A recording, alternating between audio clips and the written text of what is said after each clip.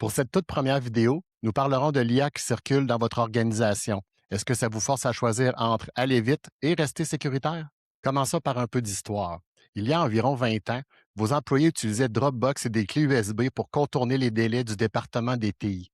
On appelait ça le Shadow IT. C'était irritant, mais il y avait moyen de le gérer. Aujourd'hui, le même réflexe revient, sauf que l'outil a changé. Vos employés collent vos données dans un assistant IA, comme ChatGPT, pour gagner du temps. Et malheureusement, la plupart des dirigeants ne savent pas comment leurs équipes l'utilisent. Selon vous, quelle est la différence entre une clé USB et une IA? La clé USB, elle, ça sert à conserver vos données. Par contre, une IA, ça apprend à partir de vos données. Quand un employé colle un contrat ou une liste de clients dans la version gratuite d'un outil, cette donnée peut servir à entraîner le modèle. Elle ne vous appartient plus et elle ne revient pas. Et ce n'est pas marginal.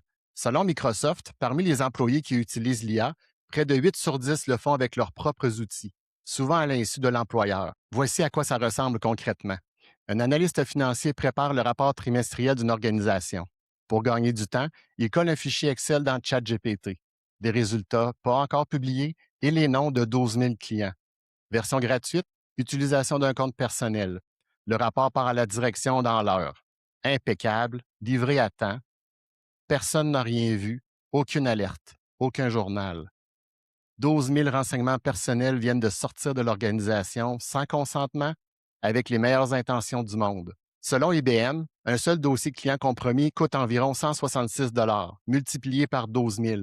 On parle ici de près de 2 millions de dollars. Et si vous êtes au Québec, ça change tout. Ces données-là, ce sont vos renseignements. Vous en êtes responsable, même quand c'est un employé qui les a donnés à un outil que vous n'avez jamais approuvé. Le piège, c'est que vous ne pouvez même pas plaider la bonne foi parce que vous n'aviez aucune visibilité.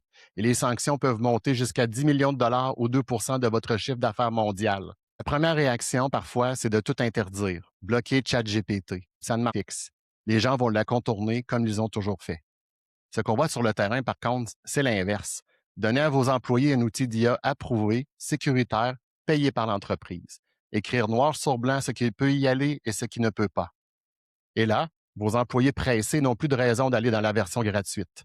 En conclusion, la question n'est plus de savoir si vos employés utilisent l'IA. Ils l'utilisent déjà. La vraie question, c'est de savoir ce qui sort de votre organisation et qui en est responsable. Si votre DG vous pose la question demain, est-ce que vous avez une réponse?